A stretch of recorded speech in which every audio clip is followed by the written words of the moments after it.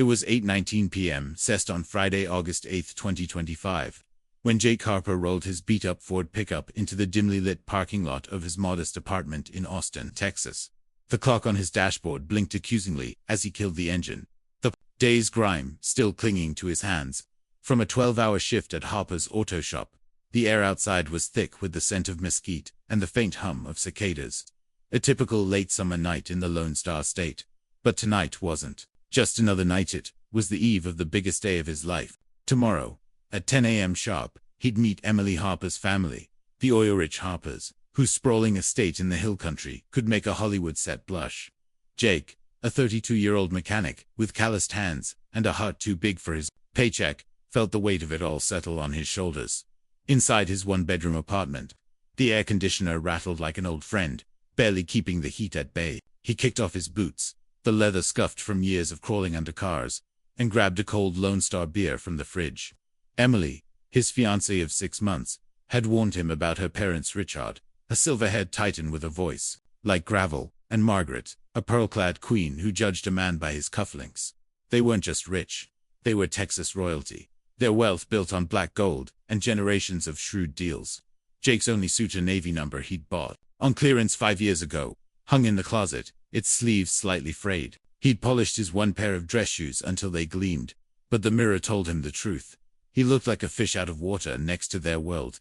He sank onto the couch, the springs creaking under his weight, and pulled out his phone. Emily's text glowed on the screen. "Big day, tomorrow. They'll love you, I promise. Wear the suit and smile." Her optimism was infectious, but Jake wasn't so sure. He'd grown up in a trailer park on the outskirts of Austin, learning to fix engines from his dad before the man walked out. Emily, with her law degree and designer handbags, was his Cinderella story, except he was no prince. Still, her love had pulled him into this new life, and tomorrow was the test. The brunch was at their estate, a 45-minute drive through winding roads, and he'd need to leave by 9:15 a.m. to account for traffic. He set his alarm for 7 a.m., imagining the spread caviar champagne, maybe even a live pianist while he'd be lucky to bring his agam. The night deepened as Jake paced, rehearsing lines in his head. "Pleased to meet you, Mr. Harper." "Yes, ma'am. I work hard." He practiced his smile, checking for grease under his nails. The suit needed ironing, so he hauled out the ancient board, the steam hissing like a snake as he pressed out the wrinkles. Each creasy smooth felt like a step toward acceptance, though doubt gnawed at him. What if they saw through him? What if his blue-collar roots showed too bright against their polished lives? Emily's voice echoed in his mind. "They'll see your heart, Jake." He clung to that, finishing the beer and setting the iron aside. By 9:30 p.m., exhaustion hit. He showered, the hot water washing away the day's sweat, and climbed into bed. The ceiling fan spun lazily, casting shadows that danced like ghosts of his nerves. He pictured the Harper mansion, marble floors, chandeliers, a fountain out front, and wondered if he'd ever fit. Sleep came fitfully, dreams filled with oil rigs and disapproving stares. At 6:55 a.m., the alarm jolted him awake. Sunlight streamed through the blinds, painting golden streaks across the room. He dressed quickly, the suit feeling tighter than he remembered, and checked his reflection. Not perfect, but it'd do. Grabbing his keys, he stepped into the morning heat, the Ford's engine rumbling to life. The big day had begun, and with it, a roller coaster of hope and dread as he pulled onto the highway. The radio crackled with a country tune, and Jake hummed along, trying to steady his pulse. The hill country loomed ahead, its hills rolling like waves, promising a future with Emily or a reckoning with her past.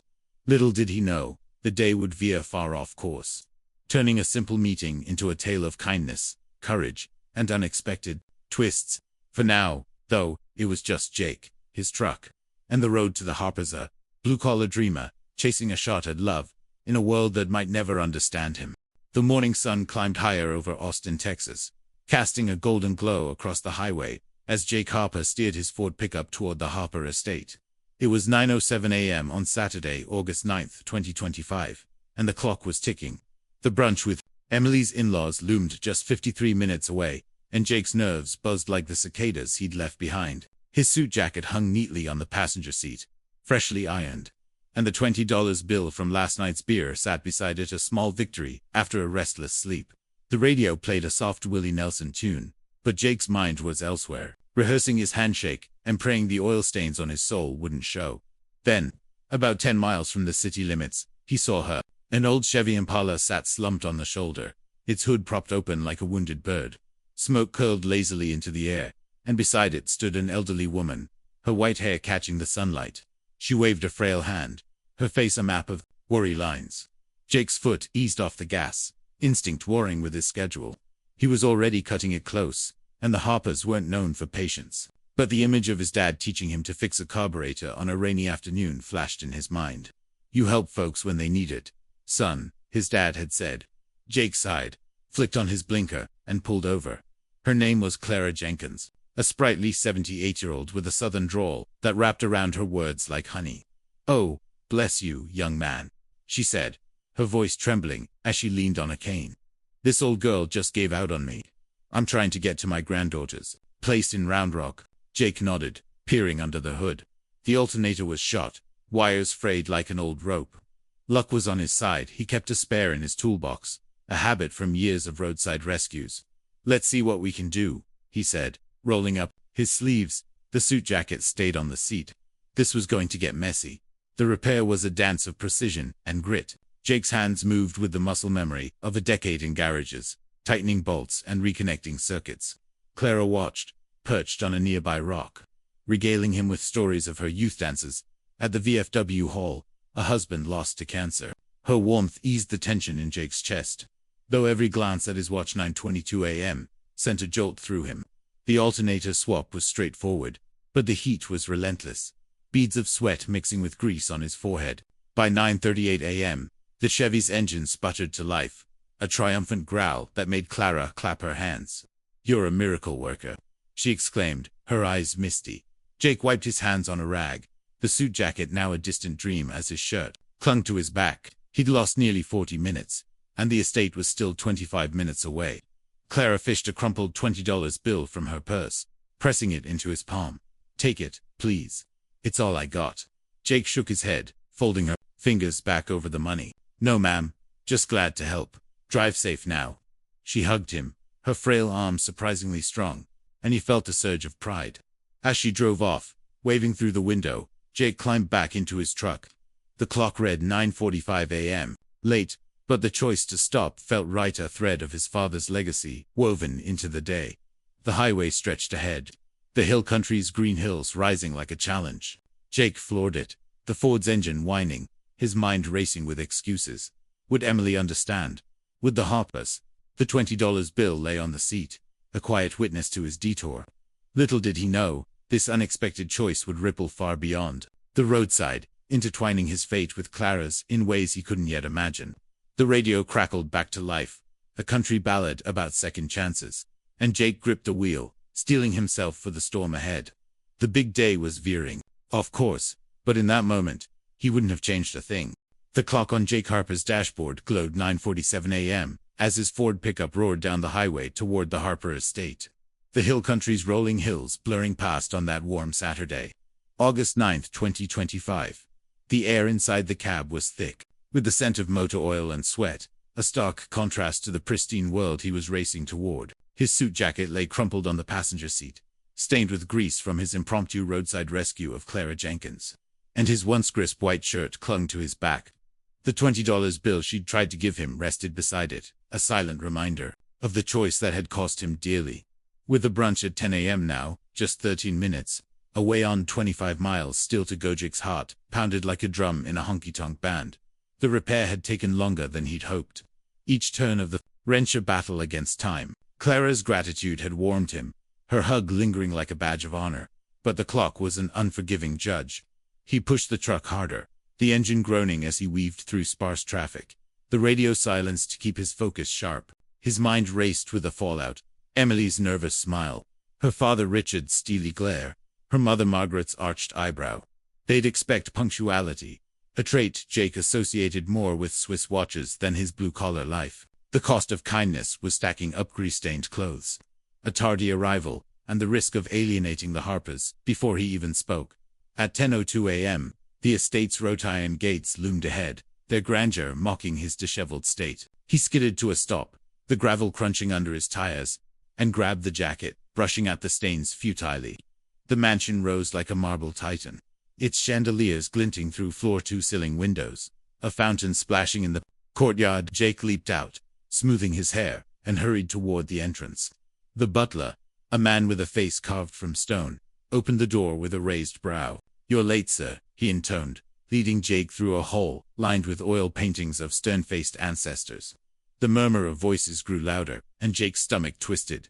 Emily met him in the foyer, her emerald dress a splash of color against the opulence. "Jake," she whispered, her eyes wide with concern. "What happened?" He explained, quickly. "Clara, the broken car, the repair." His voice low, as footsteps approached. Richard Harper emerged, a bear of a man in a tailored gray suit, his silver hair catching the light. "Late, are we?" boomed, his tone cutting like a blade. Margaret followed, her pearls gleaming, lips pursed. "And look at you, did you crawl here?" she said, her voice dripping with disdain. Jake's face burned, the $20 bill feeling like a lead weight in his pocket. He opened his mouth to explain, but Richard waved him off. "Save it for the table." The dining room was a battlefield of crystal and silver, the table set with caviar and croissants that smelled of butter and money. Jake took his seat, Emily squeezing his hand under the table, her silent support a lifeline.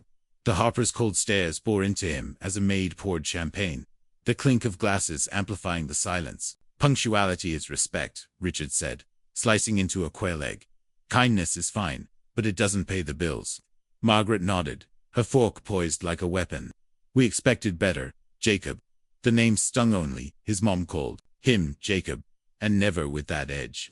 The cost of his detour crystallized, not just time, but his dignity, laid bare before these strangers. Lunch dragged on, each bite a test of endurance. Jake's mind drifted to Clara's smile, her relief worth more than the Harper's approval.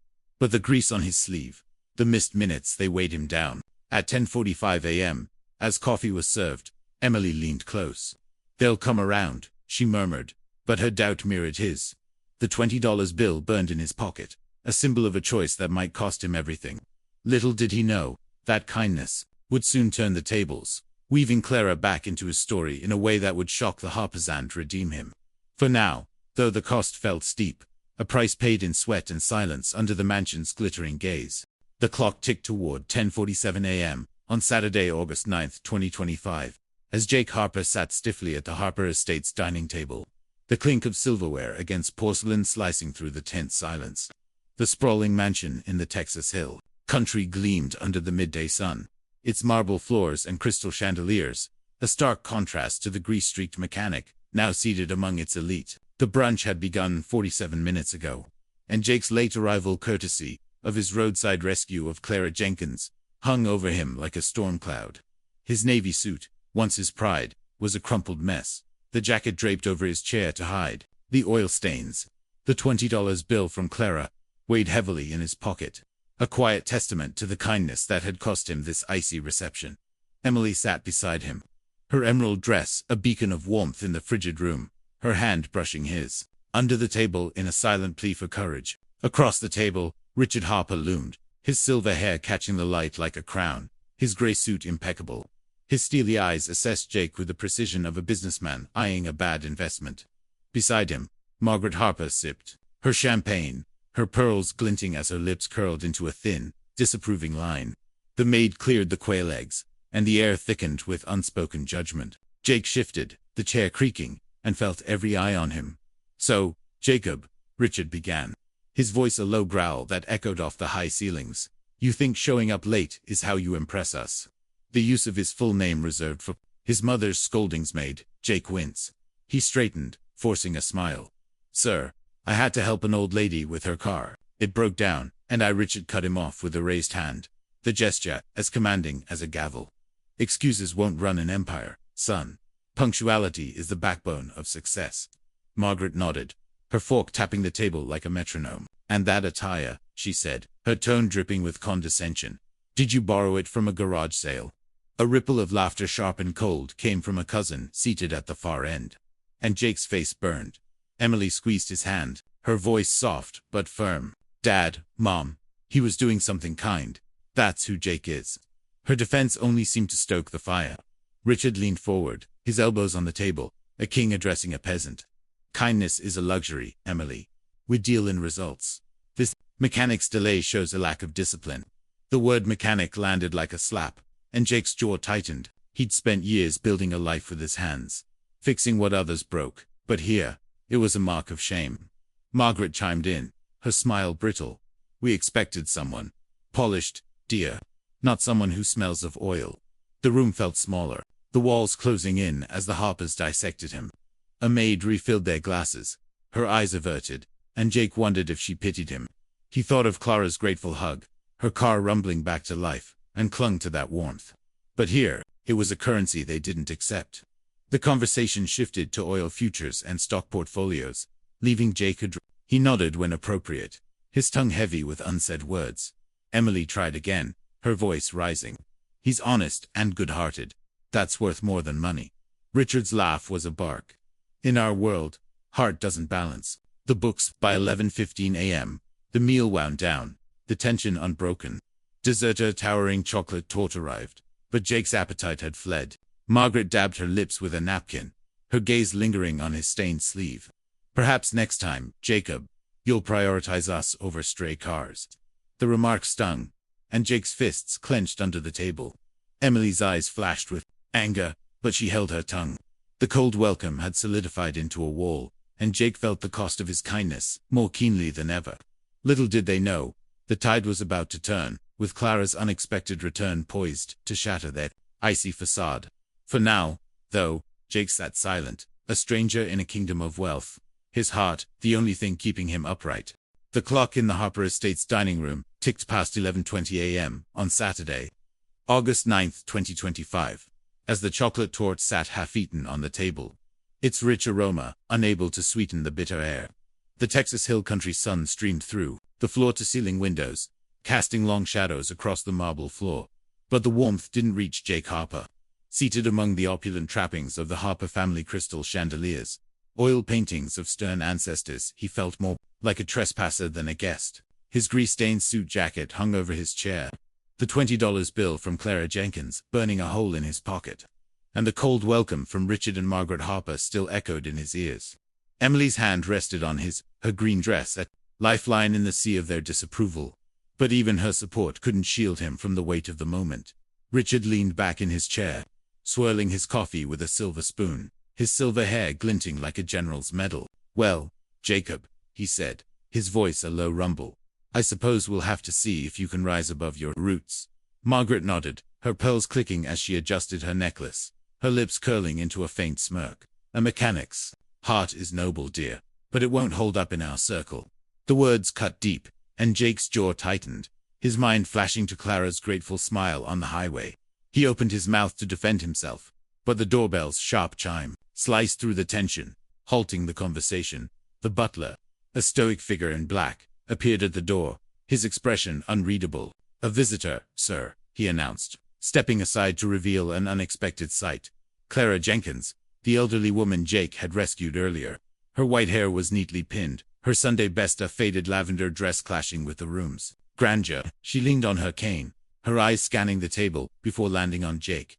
A gasp rippled through the room, and Emily's grip on his hand tightened. "Clara," Jake whispered, rising halfway from his seat. "I'm sorry to barge in," Clara said, her southern drawl trembling but resolute. She shuffled forward, her gaze shifting to Richard.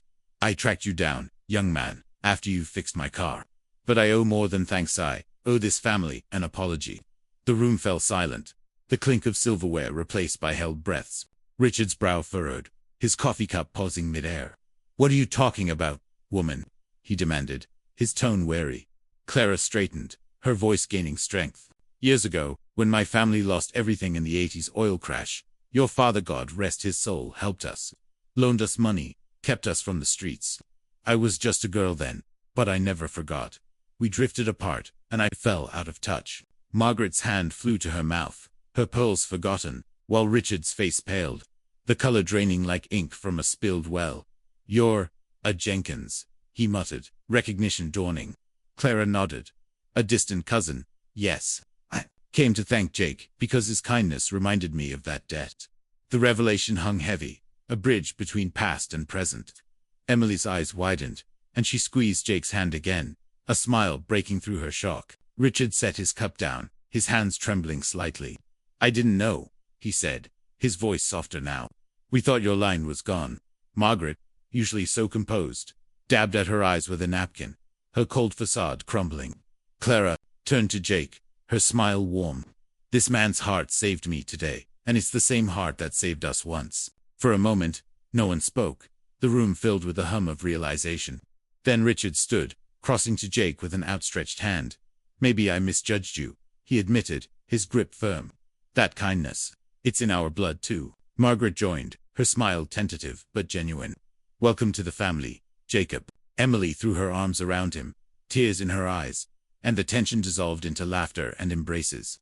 The $20 bill, still in his pocket, felt like a talisman now, a symbol of a choice that had rewritten his story. By 11:45 a.m., the mood had shifted, the tort forgotten, as they listened to Clara's tales of old Texas. Jake sat taller, the cold welcome replaced by a warmth he hadn't expected.